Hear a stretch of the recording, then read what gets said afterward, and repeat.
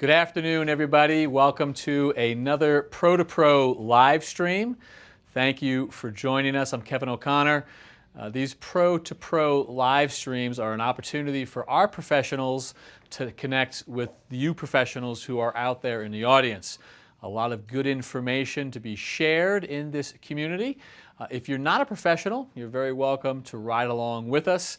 All that great information going back between the pros may serve your interests as well. Pro2Pro is a relatively new initiative that we have where we're making those connections. You can follow along with these live streams. You are watching this currently on some social media feed, YouTube, Dailymotion, Facebook, or our This Old House webpage, and you'll find more of those there. We've also got more coming up. In a week or two, we're going to be doing another Pro2Pro live stream, March 12th, and that will be with Richard Trethewey, and he'll be talking about plumbing, obviously, but how to make all of the different kinds of connections that you can make. And then the next one after that, we're going to be down at the Journal of Light Construction Conference, the JLC show, which is in Providence, Rhode Island, going on Thursday, Friday, and Saturday. I believe that's the 28th, 29th, and 30th. This Old House is going to be there on Friday and Saturday, the 29th and 30th, so keep an eye out for more Pro2Pro content coming to you. If you're going to go to the conference, we'd love to see you. We're going to be there. If you can't make it to the conference, you've always got the opportunity to tune in. So Pro2Pro. You can also follow along on social, Pro2Pro TOH. 2 being the number 2 is our Instagram handle. Lots of new content coming your way. For the next half hour, we are going to be talking about prep work when it comes to painting. And we're going to answer your questions if you've got any. So if you're following along on any one of those outlets, Facebook, YouTube.com, Dailymotion, within the comment section, you can leave a question. They will come to us live, and we will get to the answer. And the people answering our questions for us today are Mauro and Henrique, our painting specialist, and Joe Eli, who is with Festool, talking about some of the tools. And we are going to be actually focusing on both techniques and the tools when it comes to prep work. So Mauro, I'm going to start with you. Obviously, prep is essential. Absolutely. And for better or for worse, as all homeowners know, a lot of the prep starts with sanding. Sanding, something always. we all hate to do, but you will not do a job if you don't start there. Not at all. Every good paint job has to start with the sanding, which is part of the prep work. Okay, so where are we starting? You're gonna do some hand sanding? I'm gonna do some hand sanding, but this is not a regular hand sand. It's hooked up to a Hepa Vac. So it's actually, I mean, look at this. This is the hand sander right here, connected to the vac. Joe, the idea, I think, was what you guys came up with is everyone at some point started off with just a scrap block, wrapped it with sandpaper. Block of wood in the garage, right? And you wrap a piece of paper around it. We're done with that. And you got it, exactly. The next step was you could go to the home store and you could buy a sponge. It's basically a block with the sandpaper adhered to it. It's got a little bit of flex so you could get into the corners and contour. Exactly. The next level up for you guys was the sort of, the ergonomic hand block? That's exactly what it is. It's nice and light, fits in the palm of your hand nice and easy. You have instead of the hooks that the older blocks used to have, where you had to hook the paper onto it, we now have a Velcro or a hook and loop system, so the paper hooks right to the block, Right. nice and easy. Yes, and then we went one step further, where we actually can, like Mauro has right here, you can actually hook a dust extractor to the sanding block, and now you can sand virtually dust-free, which is nice. I like that. Mauro, give it a whirl. Let's see All what right, we let's got do it. going on. First, I'm going to turn the vacuum on. Yep.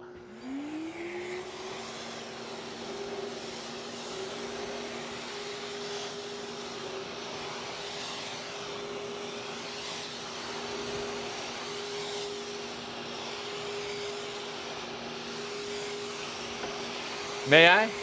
Absolutely. I just want to get a feel for it. You might like that. So I can feel the abrasive. I can feel the sandpaper working the actual piece of wood. I can feel the slightest bit of suction from the vac. And of course, nothing. That's a true test right there. Do you guys do that? Are you allowed to do that? It's all because of this. Yeah. Exactly. So what this is a valve which allows you to adjust the suction coming through the holes right here. Mm-hmm. So if you have a very heavy aggregate on there, a real heavy abrasive, so that you're removing paint and everything like that, you can actually back off on the suction so the paper slides nice and easy. The block will slide nice and easy. So if I understand that correctly, I know on the vacuum we can throttle them up and down, Exactly. basically high or low. Correct. We could throttle the vacuum down and then throttle it down more right here at the hand. Exactly, because even on the lowest setting on the dust extractor, you're still getting so much air coming through these holes that this will stick to the surface and you'll be Right. fighting that. You Right. don't want to do that. You want to make sanding as easy as possible. So that's why you should be able to adjust the suction right here on the tool. And this is something that took me a long time to appreciate this. I'm sure it was Tommy Silva who smacked me around. How ineffective our sandpaper is when you get the dust buildup. Exactly, because all you're doing is just sanding that dust over and over again. Right. So you should always be working on a clean surface, so you're truly removing the parts that you're taking off. And so if we start connecting it to a vacuum, as simple as this is, and as satisfying as that may be, even this isn't as effective as it should be if we're not getting rid of the dust? No, all you're doing is grinding that debris over and over again into your surface. Right. Can you give me a sense of like how much longer? If I put a piece of sandpaper and get rid of the dust, how much longer that piece of sandpaper works compared to not getting it? Paper, we generally say that the paper should last 7 to 8 times longer than any other paper out there. Is that because it's tougher paper or because you're extracting the dust? Both. Or both. Both. So, wow, that's pretty amazing. It is. It's just so damn satisfying It is. to be working dustless. You can And see it right away. And like Mauro said, nobody likes to sand, so Well, get it done as quick as Yeah, possible, and as clean as possible. one of the biggest problems that we go to a job site is people are asking, can you keep the dust down? Right? Always. This comes very handy. Right. All right. I know you sand by hand sometimes, but I know you sand using machines way more. What are we stepping up to next? When So you're done here- sanding by hand, where are you going from So there? here we're going to use this linear sander. What are you calling it? Linear. Linear sander. So let's just take a look at Take it. a look at it. It's rectangular in shape. It's got the D handle. Do you guys call that a D handle? What do you guys call that? We do call it D handles. A little bit of that, a little bit of that. Okay. And It's also connected to a Hepa Vac. yep, and we got no throttle here because we're going to use all the power we can. Exactly. Let's see this guy in action, Mauro. Let's and do we'll it. talk about Right now. why we like it.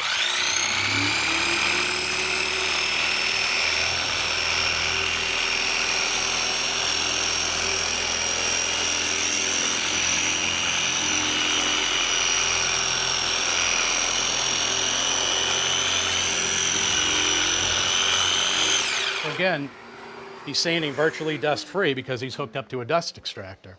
This being a linear sander, the pad it imitates you using that sanding block and just going back and forth. So in this case, I'm not going to do the lick test because I got a little bit of residue there, which I we do get it- expected, but we're not getting anything up in the air. Yeah, exactly. Absolutely. Right, you're not breathing that in. It's not Yeah. falling to the floor or anything like that. I think of, I don't know, I think of palm sanders, random orbit sanders. I'm not familiar with a linear sander. Why are we calling it linear sander? So linear because the pad is strictly going back and forth. It's not swirling or anything like that. It's just going in this direction. Exactly. It's imitating you taking a sanding block and just going like that. And, Which so is nice That's by for- design, you're saying. Exactly. So if you're doing baseboard or crown molding, because the pad is not spinning around or doing any side-to-side movement, you can go along baseboard and crown molding without damaging the floor or the ceiling. And in that situation, we want to go in the direction of the. For long linear pieces, say trim around a door or like I said, baseboard or crown molding. We wanna exactly just you go wanna in the one direction of the grain. Exactly.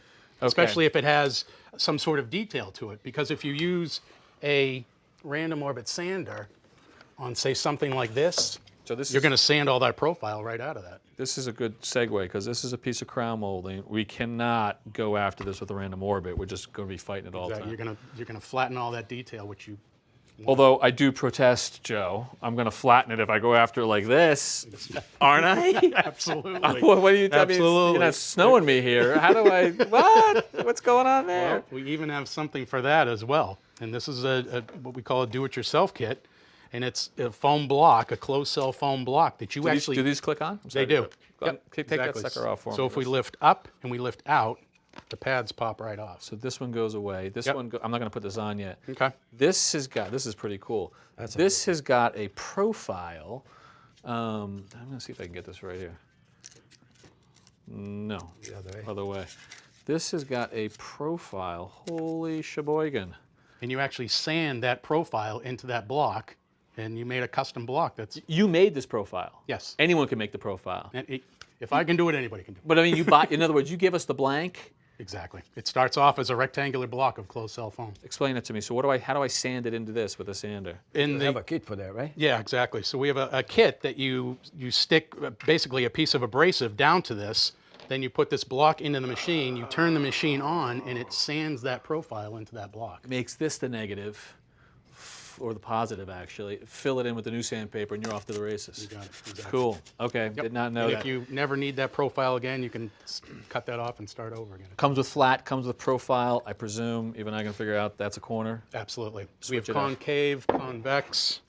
Woo! Off to the races. There's about a dozen different little sanding blocks that Yep. snap into that one machine. Gotcha. And that again, all linear, all in this direction. Exactly.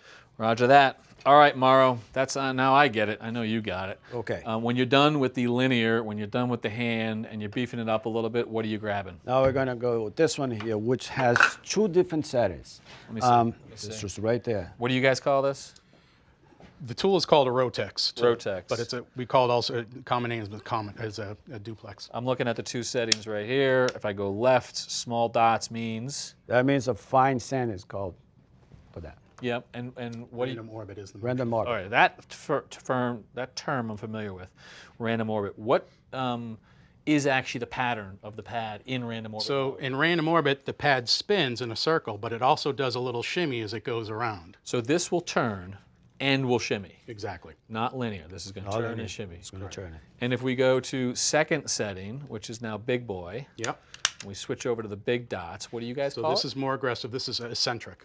Eccentric? Eccentric. Eccentric. ECC. Yep. Eccentric. It's not the first time I've been called eccentric. What is the motion? What is the motion on that? So in this motion, now instead of that little shimmy that it goes around, it's actually making a star pattern. Or something like that. I can't do Right. it. So it's still spinning, but it's bouncing around into a star pattern. Eccentric, but not that bright. All right. Start. So more aggressive?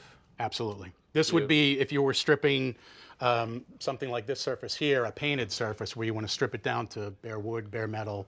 Which one you want to start in, Mauro? I'm gonna start with the eccentric. Yeah, I figured you would. All All right, right. what are we looking at? Wait, tell me what we're looking at here. This has been painted. This has been painted. This has a coat of primer. It's been sanded in between coats, and Yeah. it has 2 finisher coats of paint on it. And now the reason you're going after this is because you've decided that this paint has to come off? Has to come out. We're just gonna try the machine and see how this good works with this. Give it a blast. All right. Let's see.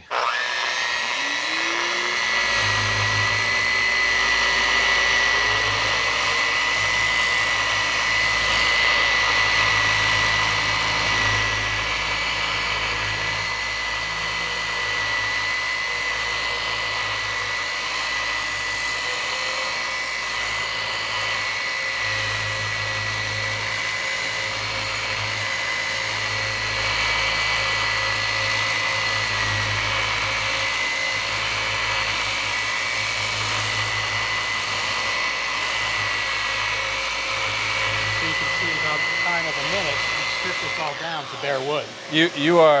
You are easily down to bare wood in no time at all. 3 coats of paint gone. Gone. Little What's time. the grit on this? That's 40 grit. 40 grit. So that's pretty abrasive.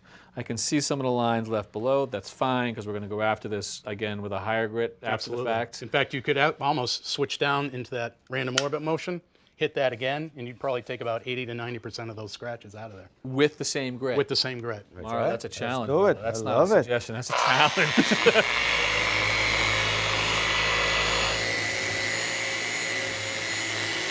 I can just hear how less aggressive it is in this mode. Absolutely. You can tell that it's not pumping all that wood out of there. Right.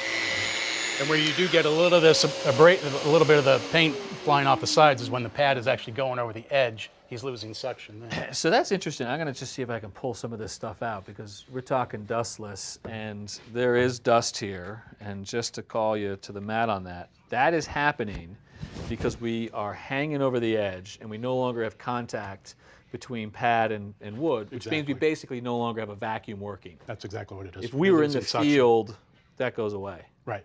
The field of the wood, that is. Right. If we were on a bigger surface where we would, always keep the pad flat, we wouldn't get that at all. Yeah. When we go over the edge like that, now we don't have suction right there. Right. So we're just doing a demonstration, obviously. How do you feel, Joe, about the fact that we were doing that without a mask? Well, we're running off of a Hepa Vacuum. Yeah. So you can use the sanders without any mask or anything like that. How do you feel about it? I feel good. Right? Oh yeah. That's nice. Mask, the only thing we wear is like this eye protection. Yeah. And not the fact that I don't have to use a mask because we hooked up with a Hepa Vac. Right. Would extract all this dust away. Right. And so I mean, when this thing's got two different settings, the aggressive, eccentric, Yep. the lighter one, random orbit, I'm starting to wonder, do I need? And again, it's because this is going in circular motion. Yeah. So if you were doing moldings, you would. You couldn't do it with that. Right. And if I had to go in the direction of the grain, I can't do it with that because Because the pad is spinning, so you'd be taking away all the detail. So even though that can go gently, we can put it down into the random orbit, we can slow it down, we could bring it up to, what, 800 grid or something? We could, this has its own specific use. Right. In motion, profiles, all that stuff. Absolutely. Got it. Okay, very cool. All right, we've got one more demonstration that we want to show. We are getting questions. We're going to get to them. There's a bunch that are coming in already. As a reminder, when we get to the Q&A section, you have the ability to send us a question. If you are any platform watching this live, whether it's Facebook, YouTube, our .com, Dailymotion, within the comment section of the various platforms, throw in a question, throw in a comment, they'll come to us, and if we can get to them, we will get to them. Now we're going to move to popcorn ceiling. We get this a lot. People see this sealing treatment where we have got the paint with the aggregate put in it. They're always asking us how to get it off. Mauro will tell you that there's a couple different ways. One of them is the spray bottle with water. You pump it up there, you let it soak in, you're scraping it off.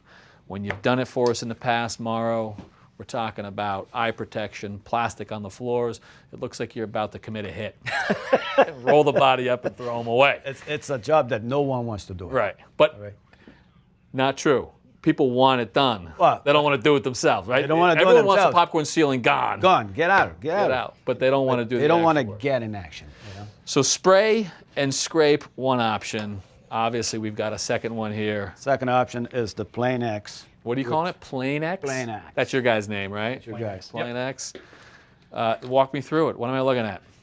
So what this actually is, it's our drywall sander. It's a 9-inch head on here, so it removes a lot of material. Yep. And you can actually adjust it, the suction on this tool, from suction on the inner ring or the outer ring, depending on if you're doing a ceiling or a wall. So when do I do the inner ring? The inner Ceiling? ring, exactly. No. Yeah? Yep, nope, you are correct. So inner ring, you use that on the ceiling, and what that actually does is the suction of the tool takes some of the weight off of your shoulders. Because it kind of holds it there a little bit. Exactly. And the outer ring means that the material gets thrown to this.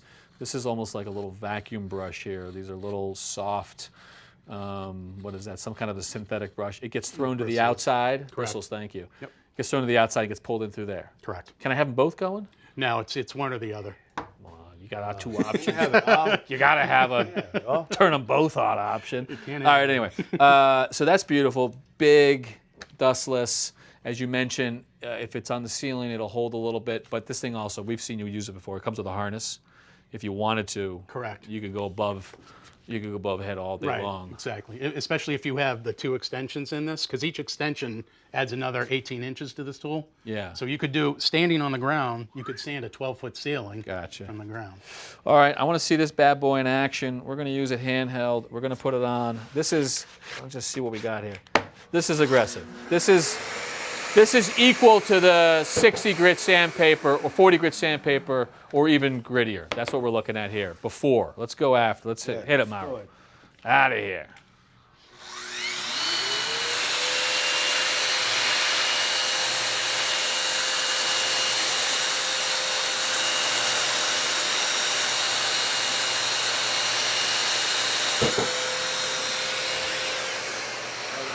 So you can see in all of 10 seconds, it took that right down. Somebody told Mauro it was a short show and he did a 5-second demonstration. But the reality is that's all what we needed, right? Just, I mean, it's gone. The popcorn's gone. Gone. You've eaten all the popcorn. See how much easier then? Here's the dust. Again, this is that idea you're talking about, Joe. Because we were off the surface, we didn't have contact. We're going to get in this demonstration overhead. We're not going to get that. Correct, exactly. Beautiful. And the suction setting on the tool right now Yep. is about half of what we could actually put it up to. We could have cranked it. We could have cranked Better it. cranking it up. And The paper is nice and clean. that's it. We only see that tiny bit right there. Exactly. Would if this had gone to the outside, if we'd set it for the outside, would we have seen dust across this whole thing or no? No. No, we Nope, wouldn't you have. shouldn't. Woo! Oh my gosh, this is a monster though. This costs a handy. lot of money. It's handy. It does. Well, how much is your time worth? Well, but I mean, a guy who's doing a pump sprayer, this is a big upgrade. You gotta be going after popcorn hardcore, right? I mean, that makes a ton of sense for you. And then not only for the popcorn sealing, but all the plaster texture, this is handy. Yeah. It does the work. Very cool. All right, we're going to come back to some of these demos. Keep this going.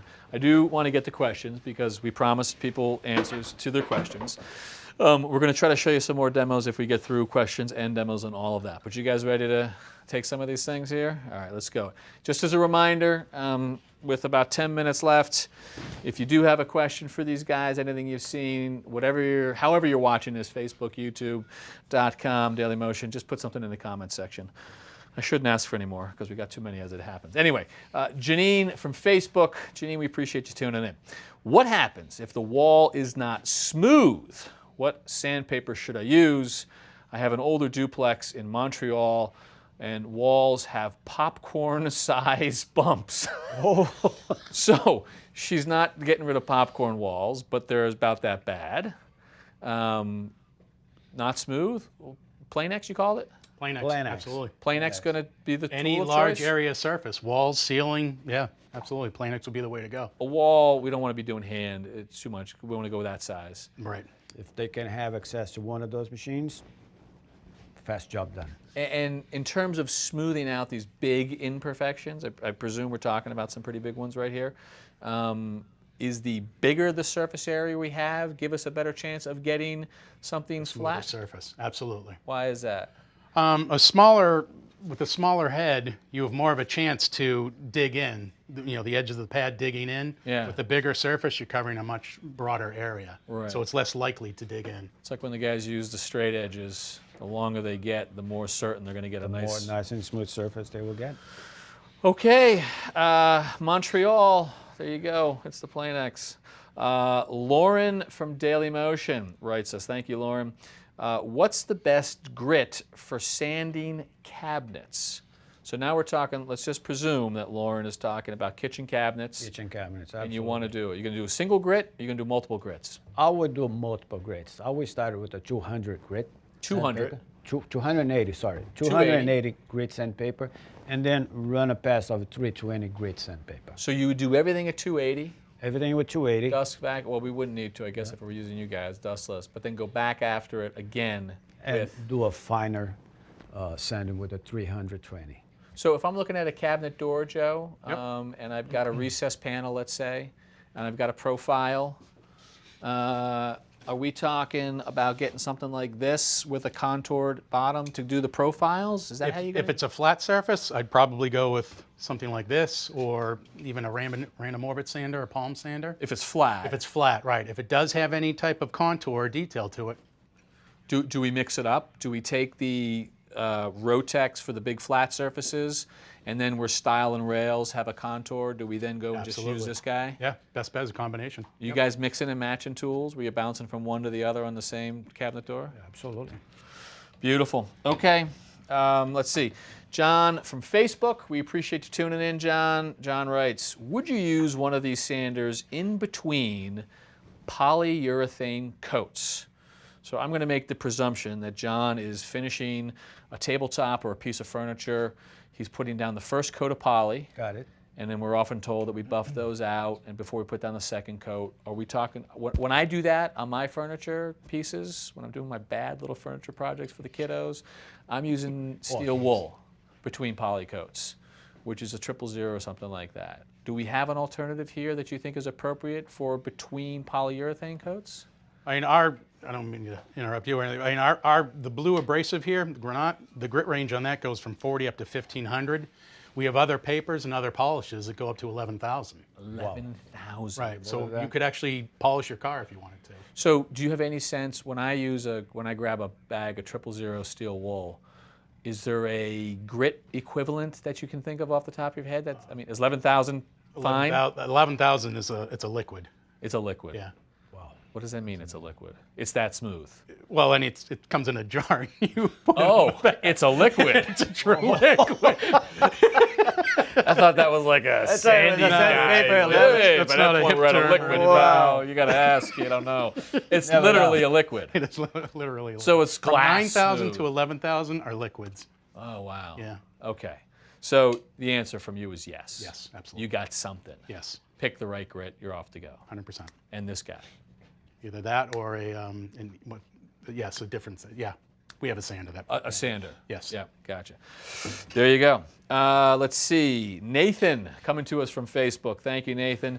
Do you always use a Hepa Vac for this process? So, Mauro, you had pointed out that we are connected to a Hepa Vac. Yeah. I used to know what HEPA stood for. I don't anymore. And I'm embarrassed. Yeah, we all forget. We've all forgotten. But anyway, what we know about it is that it is a fine enough collection system that it is environmentally healthy for us, that it's pure enough. Do you always have to use HEPA when we're doing these tools? Sorry, good. I would say yes. You would say yes. I would say yes. When you're using this kind of tools, automatically everything connects to that vacuum cleaner. Everything is set up for this. Right. You know, and if you have any other vacuum machines or any other sander, you can also connect to the other vacuum. But right now, as far as I understand, everything needs to be Hepa Vac. Does it affect the performance, Joe, if I have HEPA or don't have HEPA? No, it shouldn't. It shouldn't. I mean, You can get enough extraction of the dust below a HEPA threshold right. that make these perform well. Absolutely. Yeah. I mean, yeah. Collecting dust isn't a problem. And when you start getting into lead paints, that's when you truly, absolutely have to have a HEPA vacuum, Yeah. which goes down to 0.3 microns. So, 0.3 microns, that's what that is? the filter in your car goes down to 0.10 microns. Wow. 0.3 lower? Yes. Because 0.10 to me is 0.1, 0. 0.3 is, but it's a much smaller it's a much particle. smaller. Yes. Okay, all right. It just came to me too what HEPA stands for. It stands for high efficiency particulate air. You guys should get That one is of it. these. Yes, exactly. You guys should get one of these memory discs. You have a good memory. All right, so you don't need HEPA, but you can use HEPA. Moving right along. Thank you, Nathan, for that question. Amy from Facebook. What type of sandpaper do you recommend? Net styles or discs with holes? I'm not familiar with the term net styles. Are you? A net style is a mesh. It almost looks like a screen that has the abrasive sprayed onto the screen. In fact, in that stack right there. This one here? Yeah. All right, let's do this. We're going to find an example of net styles. Most abrasives have a paper back to them, so it's like this. So this is a paperback. Exactly. So this is an abrasive sprayed onto. Yep. Put onto a paper back. Do you have a net? A net is this right here. Like a screen. Well, we can see the difference right there. Right. So Okay. If you're sanding surfaces that are incredibly dusty, say something like this, Yes. 99% of the time you'd want to go with a mesh screen. And that's because we're able to pull the air through the entire disc now. Exactly. All the air comes through, not just through the holes. Right. So better extraction. Correct. Through the whole screen. So that was from Amy. So Amy, I guess the answer to Amy is it depends what you're sanding. Right. How fine and how much dust you're expecting. Exactly. Even if you're sanding pine boards that are real soft wood, you might want to go with a mesh material. A mesh or net style. Exactly. And the other one she called discs with holes, typically going to be that. Gotcha. There you go. I learned something. Hopefully you did too, Amy.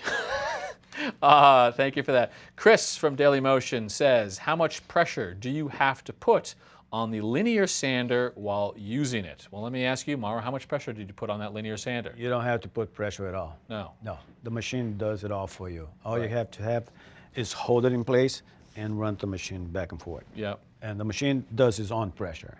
You concur? Machine do the work. Let the machine do the work. Let me see if I can get to, I'm sorry we're not going to get to all the questions, but Russell from Facebook, do you sand between every coat? If so, what kind of sander do you use and which grit? When you're sanding between bare and primer, you sand? A bare and primer, for bare, I'll use like 180 grit. And for primer, I use a 220. And then between top coats, if Between we're doing top coats, I'll do like a 220 or I go to a 320. There you go. All right. Last question that I'm going to get to before we have to sign off. Jose from Facebook, can you remove popcorn ceiling that has multiple layers of paint on it? Looks like you could remove anything. Absolutely. That's a yes, right? Yes. Awesome. All right. We've run out of time. We apologize if we didn't get to your questions, but keep in mind this is part of our Pro to Pro series, which means we're not just giving information from the professionals to the professionals out there, but also to anyone who's watching. We will be doing more of these. We've got another one coming up on March 12th with Richard Chathui, talking about plumbing and making the connections. We're going to be doing a lot of content, professional content down at the JLC conference at the end of March, and there'll be more of these coming. Keep an eye out on the various social platforms where you're watching this, as well as our Instagram handle, Pro2Pro TOH, 2 being between, the number 2 between Pro to Pro. Mauro, Joe, I appreciate it very much. You guys are smart, you guys are experts, and our experts out there appreciate the professional advice. All right, we're signing off. Thank you all.